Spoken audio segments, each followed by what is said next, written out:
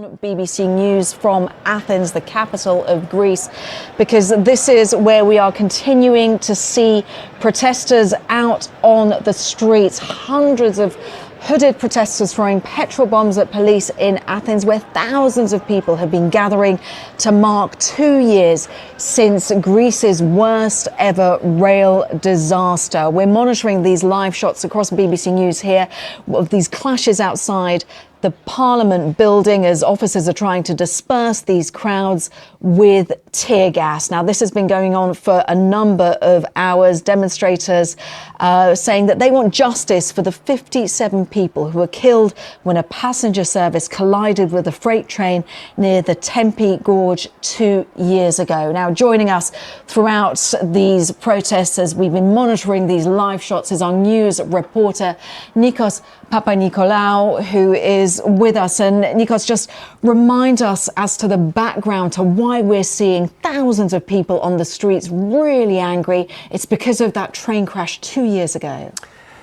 I think it's because of the train crash 2 years ago. It's the deadliest train crash in country's history, but I would say it's also an anti-government protest that is taking place. People have been protesting for decades of corruption, and as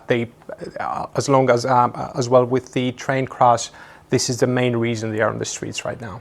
Of course, because we're talking about a train crash that happened 2 years ago, but obviously the anger that people are feeling because of what they perceive as the lack of justice. There's a judicial investigation which remains unfinished, and no one has been convicted after what is described as Greece's deadliest train crash. But also, of course, we know, Nikos, that there's a lot of mistrust in Greece with the government following the debt crisis that we've been seeing, in which millions of people lost out on wages and pensions, and public services suffered from underfunding. So a lot of mistrust when it comes to the Greek people and the authorities.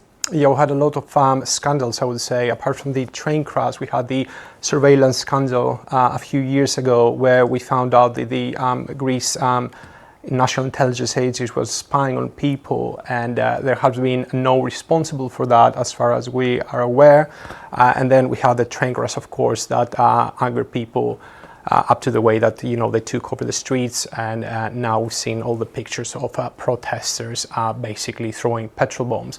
But as you were saying, I think there is a huge issue of mistrust towards the government. They are not feeling that the justice is transparent enough. They're not feeling justice has been served for all these issues. And on the other hand, the government is not doing enough to address those issues. And Nico, I guess it's important just to put this into context, because protests do happen in Greece, but just help us to understand what we're seeing today. Is this more or less violent in terms of the throwing of petrol bombs, the number of police out on the streets? Put this into context for us. I think it's the biggest protest I've ever seen in my life, and I've covered like a lot of protests in Greece. We've seen more than 6,000 police officers being deployed over there. We have anti-terrorist and riot police over there. We have drones and helicopters flying over the Syntagma Square in Athens. Just to put into context, it's a really big one, and you know, to be fair, I was expecting those sort of clashes to happen. It's quite common for clashes in Greece and protests this sort of situation, that, you know, they involve to a petrol bomb war between the protesters and the riot police. This is pretty crazy. I want to look more into this and the reasoning on why they're actually protesting. They're saying it's because of the 2 years of the train crash that I don't remember hearing about that happened over there in Greece. But they're saying there's also, you know, protesting because of their government being corrupt.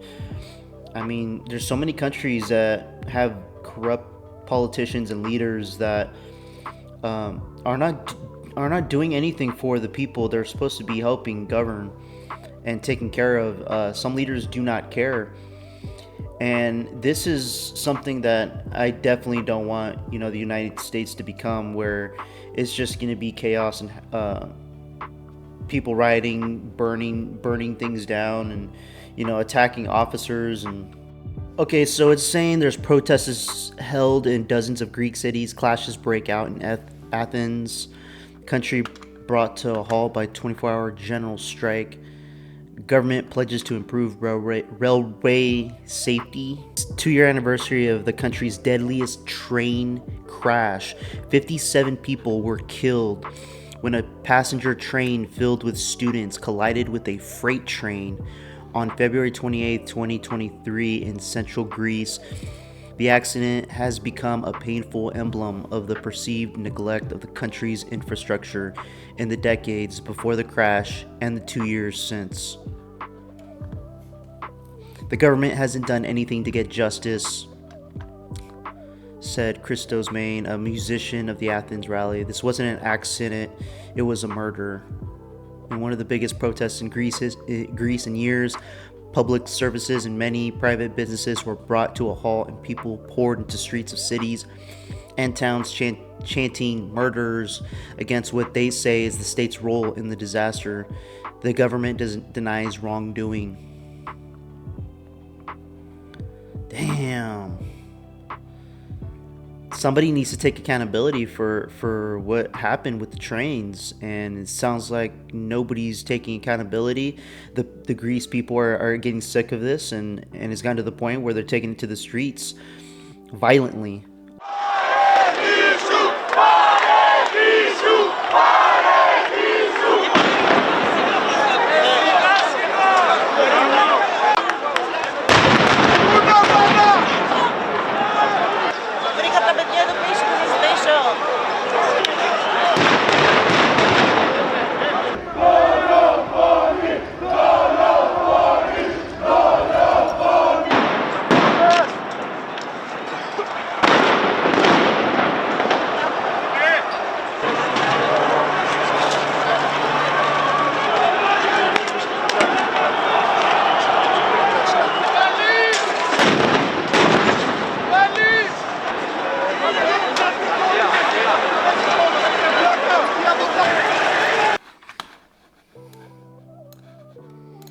All right, everybody, let me know what you guys think about this that's happening right now, and we'll keep updates on what's happening with this situation in Greece as well. Let me know what you guys think. Like and subscribe. I would appreciate it. Till next time. Peace out, guys.